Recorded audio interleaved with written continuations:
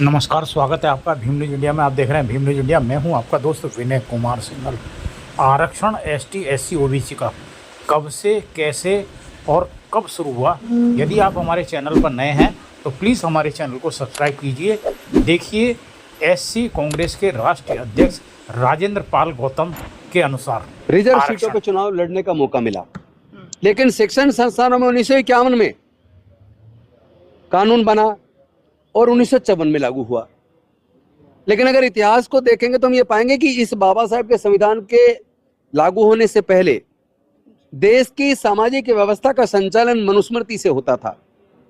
और मनुस्मृति में स्पष्ट तौर पर देश जो 4 वर्ण में समाज को, हिंदू समाज को बांट दिया। अगर अछूत की बात करेंगे तो अछूत हिंदू समाज में उस वक्त नहीं आता था, बाद में उसको जोड़ा है। आदिवासी उसमें नहीं आता था, उसको बाद में जोड़ा है।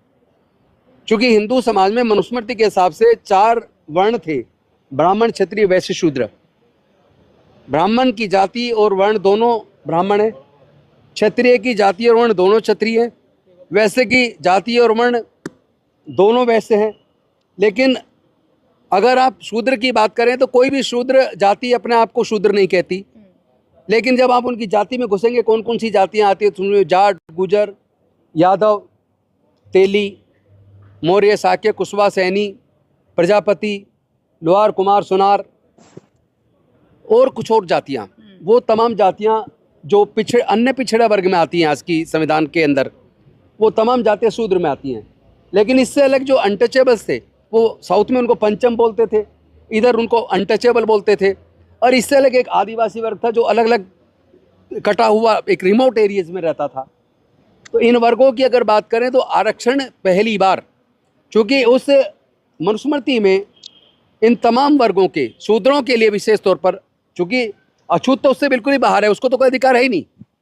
जो शूद्र, जो टचेबल था, उसको भी ज्ञान अर्जित करने का, पढ़ने का, व्यापार करने का, संपत्ति जोड़ने का अधिकार उसको भी नहीं था, इस देश की महिलाओं को भी नहीं था। इसीलिए हमें ये इतिहास जानना होगा कि इन वर्गों के लिए पहली बार आरक्षण की व्यवस्था किसने की। तो हम पाएंगे 1902 में कोल्हापुर के महाराज साहू जी महाराज ने पहली बार पिछड़े वर्गों के लिए, पिछड़े वर्ग का मतलब अनुसूचित जाति, जनजाति, अन्य पिछड़ा वर्ग, इन वर्गों के लिए 1902 में पहली बार 50% रिजर्वेशन की व्यवस्था की थी। लेकिन उसके बाद अंग्रेजों की सरकार में पहली बार 1921 में मद्रास प्रेसिडेंसी के अंदर रिजर्वेशन की व्यवस्था हुई। और 1921 के बाद 1925 में शिक्षण संस्थानों में आधी फीस माफ करने की व्यवस्था हुई। 1927 में उनके लिए सीटें, शिक्षण संस्थानों में सीटें रिजर्व 1/12 यानी 12वां हिस्सा लागू हुआ। 1919 में जब साउथ बोरो कमीशन आया तो उसके सामने डॉक्टर बाबा साहेब अम्बेडकर जी ने अपना ज्ञापन दिया और तमाम अछूत वर्गों के लिए, वंचित वर्गों के लिए उन्होंने शिक्षण संस्थानों में, नौकरी में या राजनीतिक अधिकार के बारे में ज्ञापन दिया। फिर 1928 में साइमन कमीशन आया, साइमन कमीशन से वो मिले और सर छोटू राम मिले, फिर उनको ज्ञापन दिया और इन वर्गों के लिए शिक्षण संस्थानों में, नौकरी में और पॉलिटिकल रिप्रेजेंटेशन के लिए रिजर्वेशन की मांग की।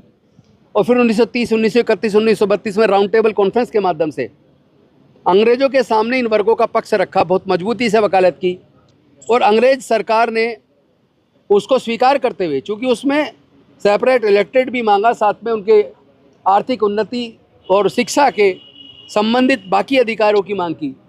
अंग्रेज सरकार ने उसको स्वीकार किया और 18 अगस्त 1932 को अंग्रेज सरकार ने कम्युनल अवार्ड घोषित किया, यानी सांप्रदायिक एक तरीके से अवार्ड घोषित किया। उसमें पृथक निर्वाचन क्षेत्र अल्पसंख्यकों के लिए निर्धारित किए, साथ में इस देश के अछूतों के लिए निर्धारित किए।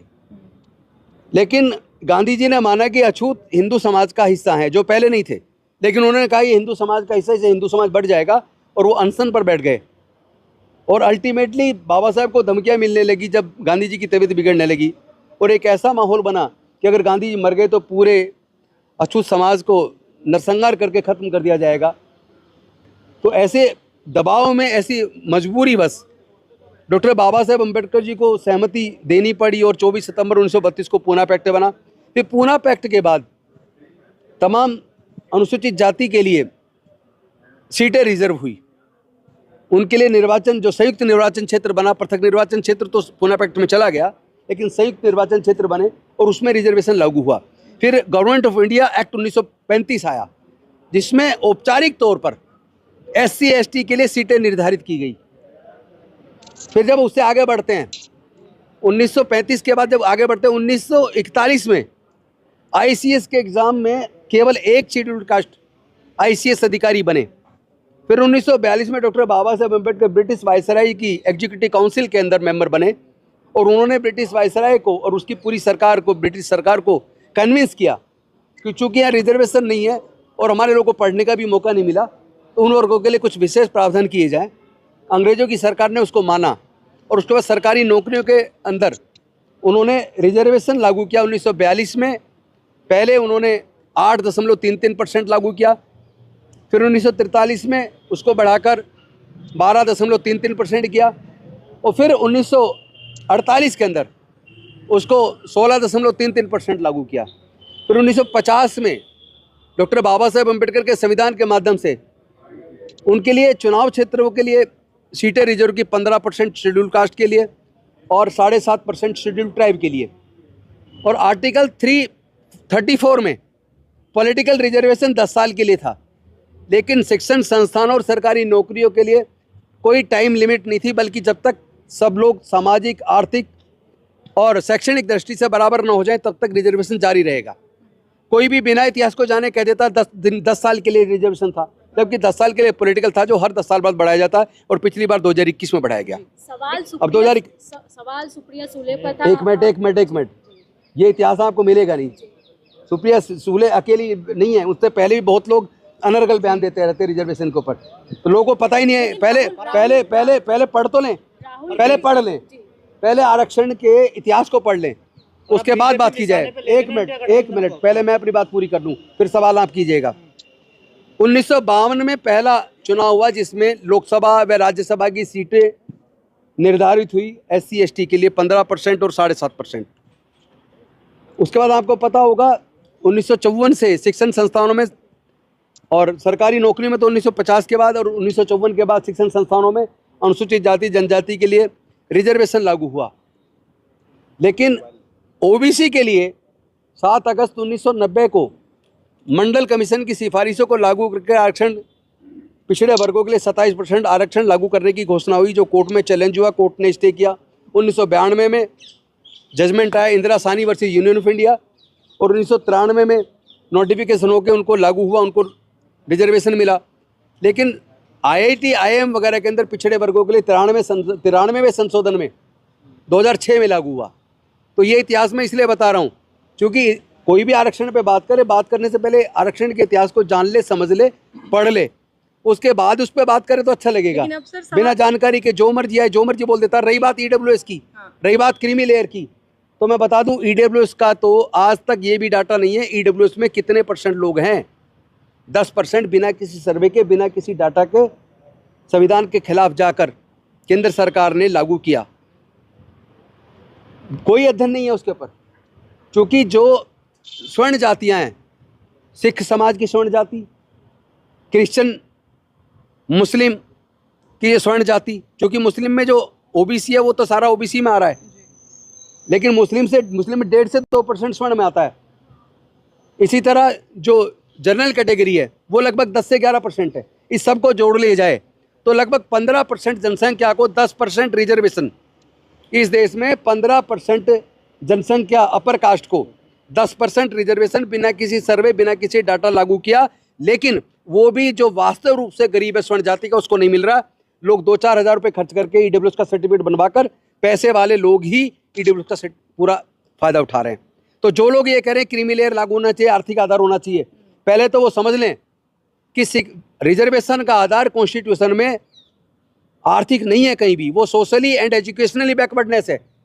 आर्टिकल 15(4), आर्टिकल 16(4) पढ़ लीजिए, वो साफ कहता है those societies are, those classes are socially and educationally backward they are entitled to get benefit of reservation. लेकिन सर सवाल तो यही जब आर्थिक आधार उसमें है ही नहीं। जी दूसरी बात, ये जो समाज पहले से ओवर रिप्रेजेंटेड है, जो 70% देश के सरकारी नौकरियों पर और 90% देश के संसाधनों पर काबिज है, उसको ईडब्ल्यूएस के नाम पर बिना किसी सर्वे, बिना किसी डाटा के उनको रिजर्वेशन दे दिया गया।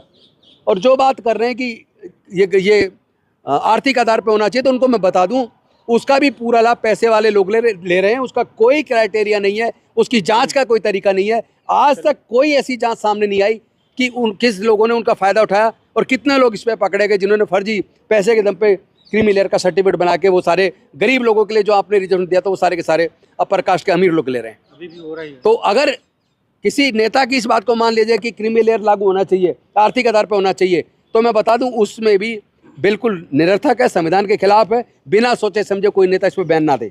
लेकिन सर सुप्रिया सुले ने ये भी जब उनसे ये सवाल पूछा गया तो उनको बकायदा एक सर्वे भी दिखाया गया जिसमें देश के जेन जीज, जिन पर काफ़ी चर्चा हो रही है इस वक्त, राहुल गांधी ने भी उन पर एक बड़ा जिम्मा सौंपा है। तो जो देश के युवा पीढ़ी है, जो जेन जीज हैं, वो चाहते हैं कि आर्थिक आधार पे कुछ नहीं है, यह गलतफहमी है।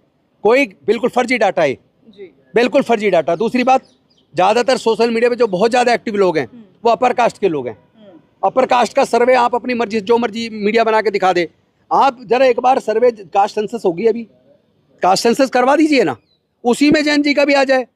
उसमें पिछड़े वर्ग का भी जो जैन जी है, जो दलित वंचित वर्ग का जैन जी है, जो गरीबों का जैन जी है, किसानों मजदूरों का जैन जी है, उसका भी तो डाटा है। तो पता लगेगा 90% से ज़्यादा लोग आरक्षण के समर्थन में बात करेंगे और ये भूल जाएंगे। जो लोग फर्जी डाटा दे के, फर्जी ग्राउंड बना के कोशिश कर रहे हैं बोलने की, तो वो समझ लें कि जब तक जाति रहेगी, जब तक जातिगत उत्पीड़न रहेगा, चूंकि जातिगत उत्पीड़न जाति के आधार पर हो रहा है और वो कह रहे हैं जाति के आधार पर रिजर्वेशन नहीं होना चाहिए।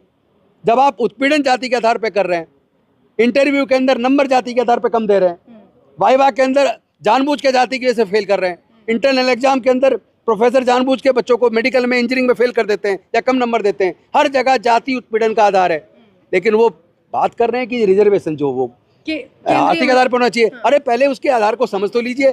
ये अनपढ़ जैसी बात है। कोई भी व्यक्ति अगर ऐसी बात करता है तो मैं समझता हूँ वो व्यक्ति बुद्धिवादी चिंतक नहीं है। नितिन गडकरी कह रहे हैं, केंद्रीय मंत्री नितिन गडकरी का कहना है कि मैं ब्राह्मण हूँ और मेरे पे भगवान का सबसे बड़ा उपकार ये है कि मुझे आरक्षण नहीं लेना पड़ा। नहीं, उन पे तो उपकार इस बात का भी है कि पूरे देश के तमाम जो रिलीजियस जो जगह इंस्टीट्यूशन है, जहाँ कई लाख करोड़ का चंदा चढ़ता है, वहाँ पे पूरा कब्जा ब्राह्मणों का है। पीढ़ी दर पीढ़ी आरक्षण चला आ रहा है। तो एक तो आरक्षण वो जो धार्मिक स्थल पर चंदे में कौन उस चंदे को खा रहा है, जहाँ वो जो लोग चढ़ावा चढ़ाते हैं वो किसके घर जा रहा है, और वहाँ पीढ़ी दर पीढ़ी आरक्षण किसका है उन धार्मिक प्लेस पर। वो बेसिकली किसी भी धर्म का जो ब्राह्मण है, चाहे वो मुस्लिम धर्म का हो, ईसाई धर्म का हो, सिख धर्म का हो या हिंदू धर्म का हो, तो वो जो इन धर्मों का जो ब्राह्मण है, जो पुजारी है, वो पूरा उनके घर में जा रहा है चंदा, और वो पीढ़ी दर पीढ़ी आरक्षण उनका है। और दूसरा कैपिटेशन फी वाला मैनेजमेंट कोटा, तो जिसके पास पैसा वो सीट खरीद लेगा, उस आरक्षण पे कोई बात ही नहीं करता। ना तो धार्मिक स्थल पे होने वाली कमाई के आरक्षण पे कोई बात करता है। देश के प्राकृतिक संसाधन, जल जंगल जमीन पे जो फ्री में मालिक बने बैठे हैं, उसमें हमारा दलितों वंचित वर्गों का हिस्सा कहाँ है, उस आरक्षण पे कोई बात नहीं करता। कैपिटेशन फी यानी जो मैनेजमेंट कोटा है उस पर कोई बात नहीं करता। तो इन मुद्दों पे बात अब होगी, और जो लोग आज इस पे बात कर रहे हैं उनको जवाब देना पड़ेगा। एनसीपी जो है इंडिया गठबंधन का सर हिस्सा है, तो क्या इंडिया के नेता बात करेंगे इस मामले पे? देखिए, किसी नेता ने व्यक्तिगत कोई विचार दे दिया, उसके ऊपर इंडिया गठबंधन को जरूरत नहीं है। जनता जवाब देगी, देश के लोग जवाब देंगे।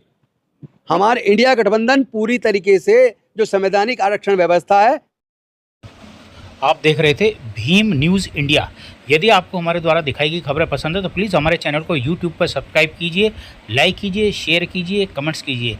बेल आइकन का बटन दबाना ना भूलें, जिससे कि आने वाले नोटिफिकेशन की जानकारी आपको मिल सके। भीम न्यूज़ इंडिया के फेसबुक पेज, ट्विटर यानी एक्स और टेलीग्राम पर भी आप फॉलो कर सकते हैं। न्यूज़ अपडेट के लिए बने रहिए हमारे साथ, देखते रहिए भीम न्यूज़ इंडिया। आपका बहुत बहुत धन्यवाद।